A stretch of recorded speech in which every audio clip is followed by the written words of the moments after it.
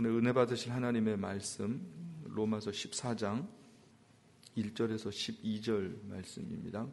우리 사랑하는 성도 여러분들, 한 주간도 주님 은혜 가운데 평안하셨습니까? 지난주는 제가 이제 영적 예배에 있어서 화목이라는 주제를 가지고 말씀을 드렸어요. 우리가 화목 그러면 사람들과 관계죠. 근데 근본적으로 그 관계, 모든 관계의 시작은 우리들에게 있어서는 하나님과 우리와의 관계가 시작입니다. 우리 모든 관계가 갈등이 많다라는 이야기는 하나님과 화목하지 않아서 우리의 삶에 갈등이 많은 거예요. 하나님과 관계가 깨어진 사람들은 늘 우리의 삶에 어려워요. 하나님이랑 관계가 깨어졌기 때문에 다른 사람들과의 관계도 그렇게 쉽지 않아요. 늘 우리는 근본적으로 욕심을 따라서 살게 돼 있어요. 그러니까 내 욕심과 다른 사람의 욕심이 부닥치니까 사이가 나쁠 수밖에 없죠. 논쟁하게 돼요. 서로 의견이 달라도 양보하지 않아요. 가정에서도 어떻게 보면 일터에서도 화목하게 살고 싶은데 그게 쉽지가 않습니다.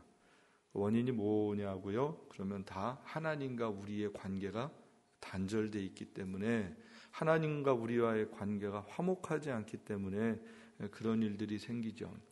그래서 하나님께서는 예수님을 보내주셔서 하나님과 우리 사이의 관계를 다시 화목시키셨어요. 그래서 그 하나님을 알게 됐어요. 그러니까 하나님의 풍요로운 것들을 알게 됐고, 하나님의 거룩을 알게 됐고, 하나님의 사랑을 알게 됐고, 또 하나님의 용서, 하나님의 마음, 그런 걸 알게 됐어요. 이제 하나님으로부터 영원한 생명이 무엇인지를 알게 된 거예요. 그래서 하나님과 화목하게 될 때부터 하나님의 것들이 우리 안에 들어오면서부터 우리 안에 새로운 하나님의 형상들이 회복되어지기 시작하는 거죠. 그리고 하나님의 뜻을 따라서 사는 게 뭔지에 대해서 조금씩 이해를 하게 됐습니다. 그리고 그런 한 사람 한 사람을 하나님이 불러 모으신 곳이 어디예요? 교회예요. 그래서 그 교회는 죄인들이지만 하나님의 은혜를 입고 하나님의 형상으로 회복된 사람들, 그리고 그렇게 회복되기를 소망하고 그 길을 가는 사람들이 함께 모여 있는 공동체가 교회예요. 교회는 완전하진 않아요. 그러나 그 하나님의 은혜 가운데 다스림을 받고 있는 공동체가 교회이죠. 그리고 그 교회는 아주 다양한 사람들이 모였죠. 여러 가지가 다양해요. 배경도 다양하고 생각도 다양하고 문화도 다르고 살아온 경험이 달라요. 그렇게 다양한 성도들이 함께 모여 있습니다. 로마서 당시에 로마 교회는 아주 더 다양했다고 제가 말씀드렸어요. 노예도 있었고, 로마 사람도 있었고, 아주 높은 사람도 있었고, 남자도 있고 여자도 있고, 어떻게 보면 오늘날보다 아주 더 많이 다양하고 복잡한 공동체였습니다. 그런데 그리스도의 화목이 그 교회 가운데 어떻게 드러나는가, 그게 어떻게 적용되는가, 이 세상 가운데 보여줘야 되는 책임이 있었어요. 어떻게 보면 우리 교회도 똑같아요. 오늘날의 교회도 이 세상 가운데 아주 다양한 사람들이 모여서 교회 공동체를 이루는데, 이 다양한 사람들이 어떻게 하나님을 예배하고 사랑하고 섬기면서 한 뜻을 이루어 갈 수 있느냐, 어떻게 이 사람들이 하나가 되고 화목할 수 있느냐, 어떻게 가족이라는 이야기를 감히 할 수 있느냐, 이걸 세상에 보여줘야 되는 사명이 있어요. 책임이 있어요. 그래서 교회는 나만 혼자 예배를 잘 드리는 그런 공동체가 아니라 함께 화목을 드러내는 그런 공동체였습니다. 그리고 그것을 위해서 우리가 노력해야 되는 거죠. 그래서 하나님의 다양한 한 몸을 부르셔서 로마서 12장 10절에 보면 형제를 사랑하여 서로 존중하고, 서로 먼저 하고, 다른 사람들을 어떻게 사랑할 수 있는가? 사탄은 늘 뭘 가르쳐 주는 거예요? 서로 비방하고 약점 캐내고 물고 뜯고 싸우고 갈등하게 만드는 게 그게 사탄이에요. 그런데 하나님은, 하나님의 성령은 어떻게 하시는 거예요? 서로 존중해라, 서로 사랑해라, 서로 용납하라. 전혀 다른 세계입니다. 그래서 우리 마음에 누군가를 미워하고 비난하고 싶고 욕하고 싶고 싸우고 싶으면 지금 내 마음의 주인이 누군 거예요? 사탄이에요. 뭐 누가 나쁜 사람이 사탄이 아니라 내 마음에 그런 사탄적 성향과 요소들이 있다면 내가 사탄의 영향력 아래서 지금 지배를 받고 있다라는 거예요. 그게 육신에 속한 사람이에요. 그런데 똑같은 상황인데 이해하고 용서하고 용납하고 사랑하고 존중한다면 누구의 지배를 받는 거예요? 하나님의 성령의 지배를 받고 있는 거죠.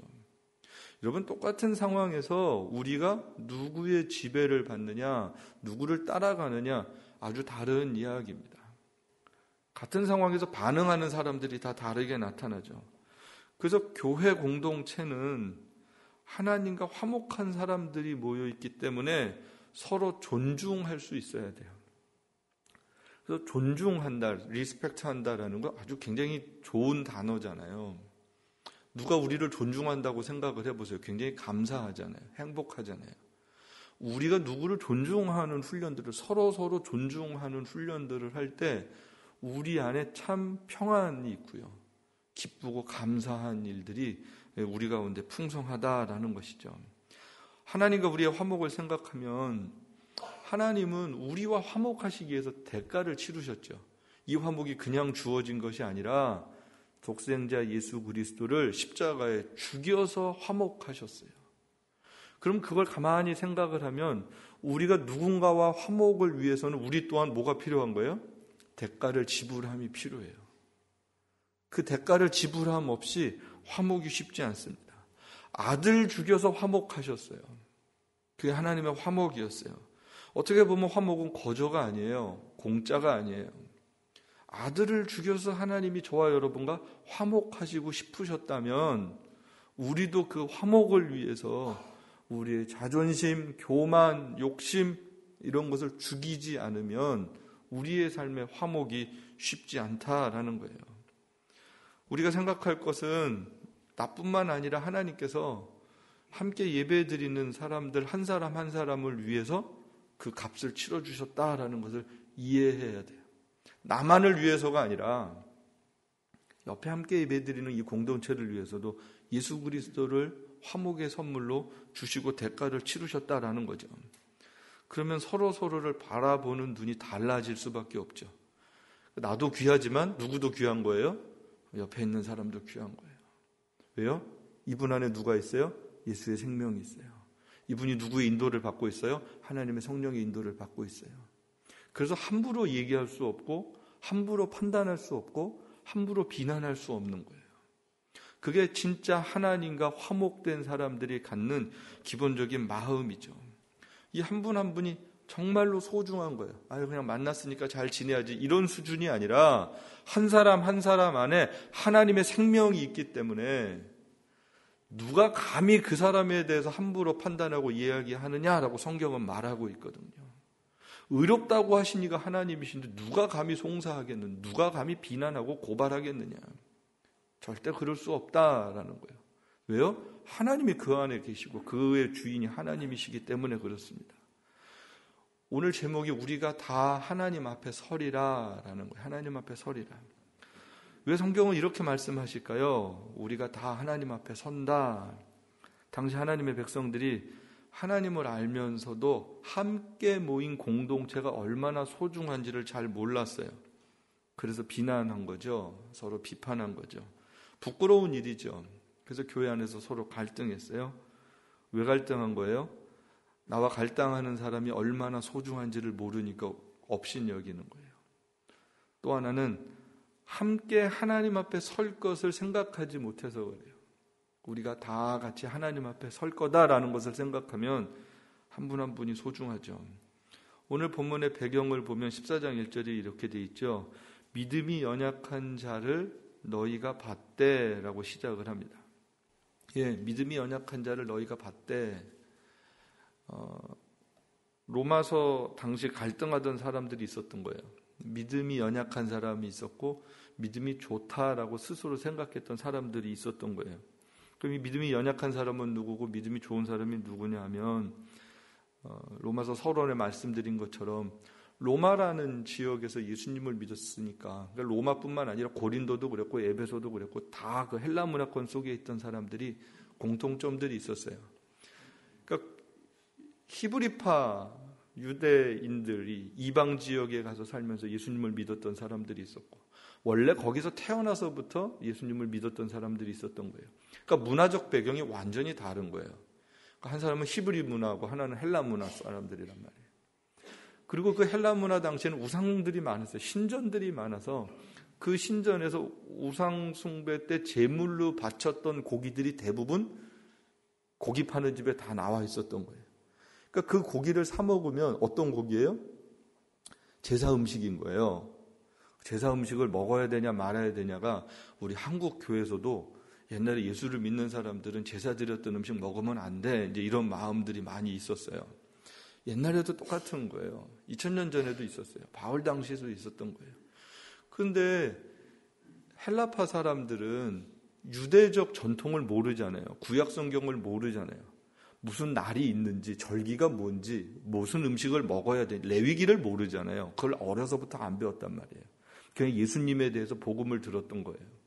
이런 사람들은 음식을 뭘 먹어야 되는지 말아야 되는지 배워본 적도 없고 들어본 적도 없어요. 그걸 그냥 먹었어요. 늘 먹던 음식이니까. 근데 히브리파 사람들은 이런 음식 먹으면 안 되고 저거 먹으면 안 되고 할 거와 하지 말아야 될 게 너무 많거든요. 유대인들은 그 전통이라는 게 있었어요. 장로의 유전. 그래서 한 613개 정도가 할 것과 하지 말 것으로 성경 외 규범을 아주 디테일하게 만들어놨어요. 그러니까 하지 말아야 될 게 너무 많은데 저 사람들은 예수 믿으면서 너무 자유로운 거예요. 하고 싶은 거 다 하고. 그러다 보니까 갈등이 생긴 거예요.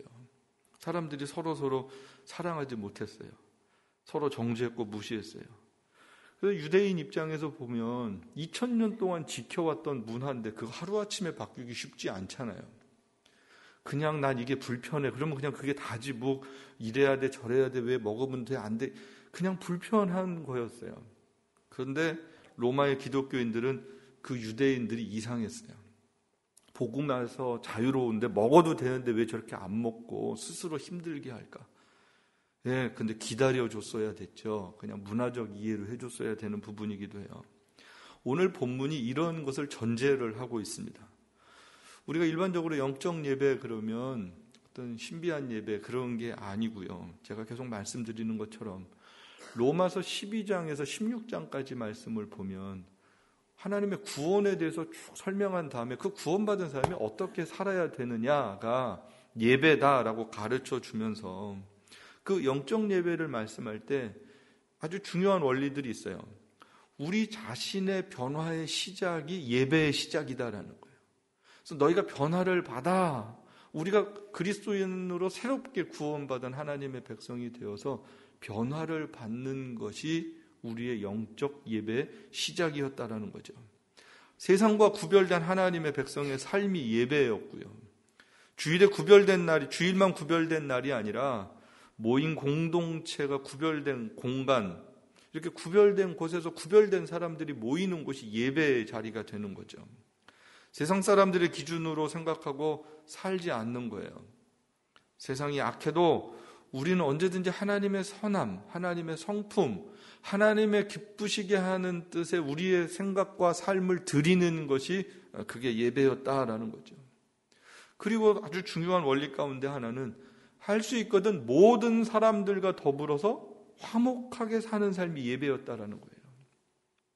그래서 성경은 너희의 착한 행실로 하나님 아버지께 예배하게 하라 가르쳐주고 있어요. 그러니까 착한 행실 또한 뭐가 되는 거예요? 예배였다라는 것이죠. 하나님과 화목한 사람은 모든 사람들과 화목할 수 있다라는 거예요. 주일뿐만 아니라 6일의 예배가 우리들에게 소중했고요. 우리의 삶의 모든 자리가 예배고요. 모든 사람들과 만남이 예배고요. 그래서 다양한 사람들과 만나도 나와 생각이 다른 사람과 만나도 화목할 수 있을 때 그게 우리가 예배의 마음으로 살아가는 것이란 말입니다. 그러면서 로마서 15장으로 넘어가면서 누가 믿음이 강한 사람인지 여기 보면요. 같이 한번 보실까요? 믿음이 강한 우리는 마땅히 믿음이 약한 자의 약점을 담당하고 자기를 기쁘게 하지 아니할 것이라 우리 각 사람이 이웃을 기쁘게 하되 선을 이루고 덕을 세우도록 할지니라. 예, 성경의 강자는 세상의 강자와는 아주 다른 이야기였습니다. 세상은 힘을 가지면 그거 가지고 자기 유익만 구하고 약한 사람들 괴롭히잖아요. 나만 기쁘면 그만이에요.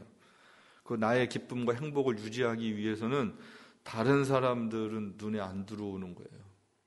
그게 요즘에 한국에 이제 소위 갑질이라는 거죠. 그걸 권력으로 착각하고 남용하는 거예요. 그걸 파워라고 착각하는 거예요. 근데 성경은 반대예요. 여기 보니까 연약한 자들에게 상처 주지 않고요, 연약한 자들과 갈등하지 않는 거예요. 이게 중요한 강자의 모습이었습니다. 누가 진짜 강한 사람인가? 누가 정말 강한 사람인가? 오늘 본문에 보면 예수님을 통해 하나님과 화목한 사람이 진짜 강자였습니다. 예수님의 복음으로 세상의 모든 가치들로부터 자유하고 평안한 거예요. 즉 예수님 때문에 내가 세상 것의 기준으로 마음 상했던 것들이 전혀 그 다음부터 마음 상하지 않는 거예요. 예수님을 통해서 하나님과 화목한 거예요. 이 사람이 진짜 강자예요. 그래서 그 예수님으로 통해서 사람들과 화목할 수 있는 사람이 강자죠. 그래서 자유와 평안으로 약한 사람들 섬겨요. 약한 사람들 기다려주는 거예요. 내 마음대로 판단했던 것 그렇게 하지 않는 거예요. 그리고 예수님 통해서 세상과 화목을 나누고 싶은 사람이에요. 자기 기쁘게 하지 않고 다른 사람의 기쁨을 추구하는 사람이 진짜 강자예요. 여러분 한번 생각해 보세요. 나는 지금 강자인가? 나는 진짜 하나님과 화목하고 사람들과 화목하고 예수님을 통해서 세상과 화목을 나누고 살고 싶은 마음이 나에게 있는가? 성경은 이게 영적인 강자다라고 지금 가르쳐주고 있습니다. 그래서 우리의 삶에 이런 믿음의 강자로 살기 위해서 정말로 끊임없이 노력해야 되는 아주 구체적인 것들이 있거든요. 구체적인 모습들이 어떤 거예요? 함부로 형제를 판단하거나 비난하지 말아야 합니다. 되게 중요한 원리예요. 우리는요 사실 이거에 너무 익숙해요. 안 그런 척한데 속으로 늘 판단하고 있고요, 속으로 늘 비판하고 있고요, 속으로 늘 돌멩이 던질 준비가 되어 있고요. 예, 좋은 이야기보다 안 좋은 이야기에 귀 기울이고요, 사람들과 만나면 누가 안 좋은 이야기 하기 쉽고요. 이게 너무 익숙해요. 성경은 이 부분을 굉장히 많이 지금 가르쳐주고 있습니다. 형제, 여러분 형제라는 거예요. 형제, 가족이에요. 가족은 가족의 약점이나 아픔을 함부로 이야기하지 않아요. 그게 남이기 때문에 하는 거죠. 가족 얘기 쉽게 하지 않습니다. 누가 가족의 약점을 이렇게 함부로 얘기하고 그러겠어요? 자식의 아픔을 누가 그렇게 이야기하겠어요? 형제의 아픔을, 자매의 아픔을 누가 그렇게 이야기하겠어요? 가족 아니니까 막말할 수 있는 거예요. 가족 아니니까 업신여기는 거예요. 여러분 늘 기억하세요. 이 부분이 하나님 나라를 파괴하는 데 첫 번째예요. 교회 공동체를 무너뜨리는 데 첫 번째예요. 내 영혼을 무너뜨리는 데 첫 번째 모습이 함부로 판단하고 이야기하는 거예요. 이거 무서운 이야기거든요. 이거 하지 않으면 예수 잘 믿는 거예요. 우리 일주일을 한번 돌이켜보세요. 사람들을 만났을 때 주로 어떤 이야기들을 했나? 누구 이야기 했나? 평상시에 나는 어떤 생각을 하나? 네, 여러분 우리 이 훈련이 정말로 무섭게 안 돼 있어요. 이런 마음을 일로 바꿔야 돼요. 다른 사람들의 연약함을 이해하고 기다려줘야 됩니다. 우리 자녀들이 다 있으시잖아요. 자녀들이 어른들, 부모님들 마음에 다 양이 안 차죠. 근데 자식이니까 어떡하세요? 이해하고 기다려요. 예, 성경에도 보면 아버지 재산 다 자기 거 목 챙겨갖고 나갔다가 그냥 자기 살 길 살고 있는데 아버지는 어떡하세요? 그 자식 돌아오기를 기다리시는 거예요. 하나님은 기다리시죠. 그게 가족이라서, 자식이라서. 우리 부모님들 다 기다리시죠. 자식들 기다려요. 자식들 전화 기다려요. 자식들의 안부 기다려요. 예.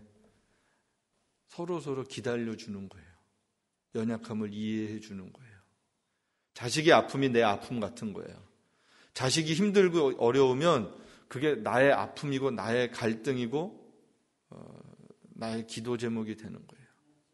그게 하나님 앞에서 살아가는 하나님의 은혜를 입은 진짜 믿음의 강자로 살아가는 모습들이에요.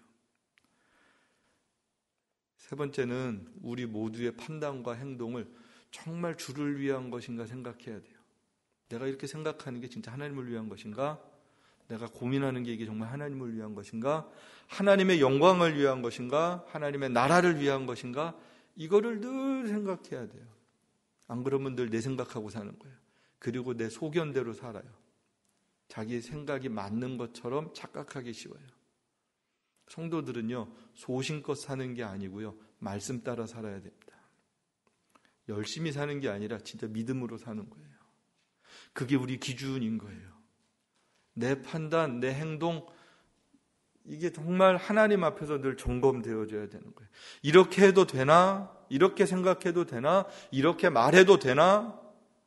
이거 하나님 앞에서 거르지 않고 그냥 막말하고 그러면 공동체가 무너지고요. 하나님의 영광 가리고요. 그래서 늘 조심해야 되는, 그래서 두렵고 떨림으로 살아가는, 그래서 그게 하나님 앞에서 살아가는 것이죠. 그런 삶이 함께 하나님 앞에서 살아가는 삶의 모습입니다.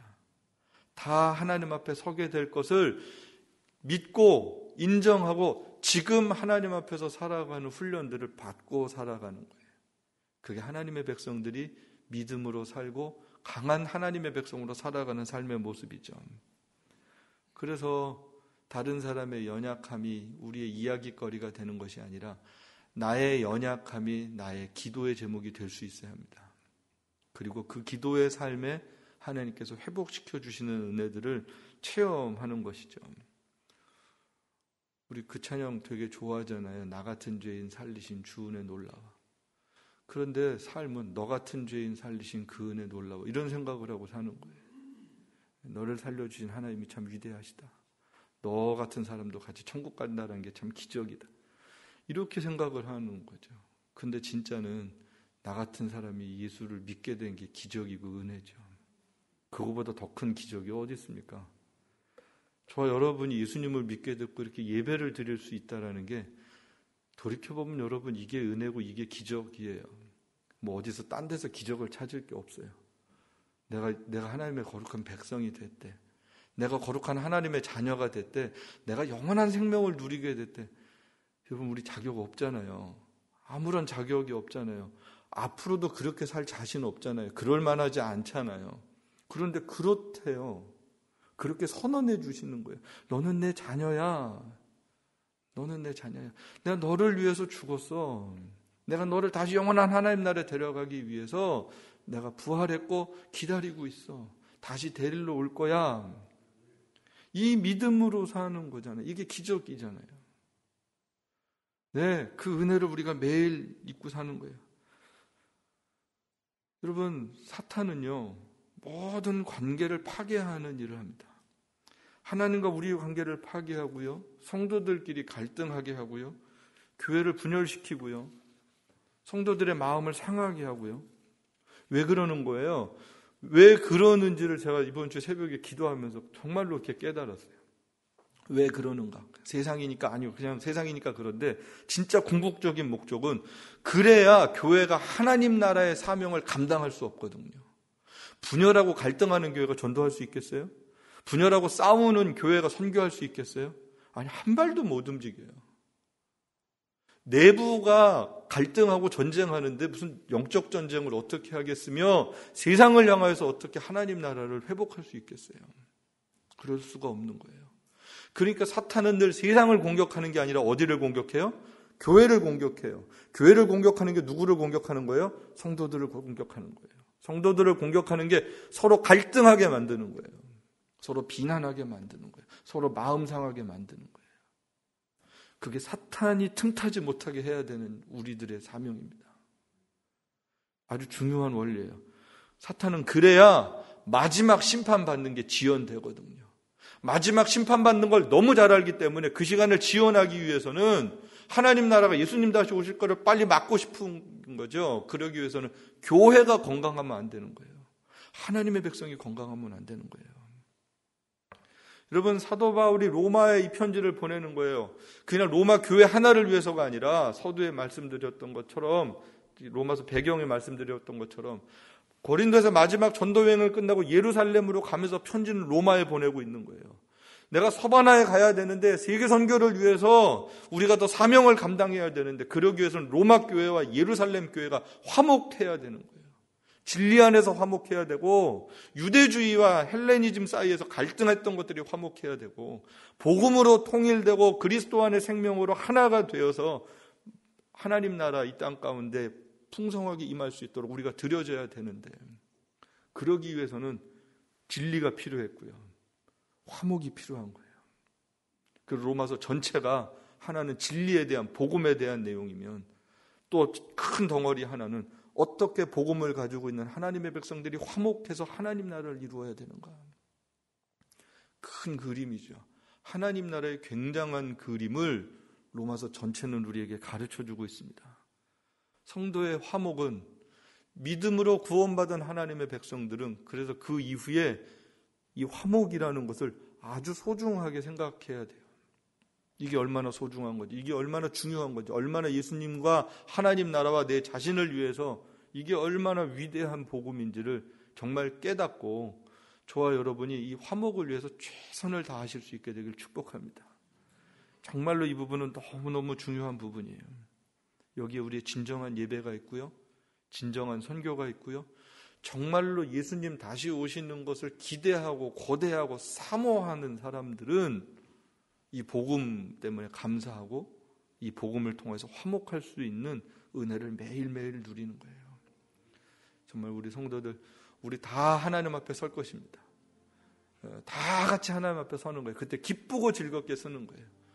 예, 우리 살리신 하나님의 은혜 앞에 기쁘고 감사하고 즐겁게 서는 것을 늘 마음에 품고 살아가는 저와 여러분 될 수 있게 되기를 주님의 이름으로 축복합니다. 우리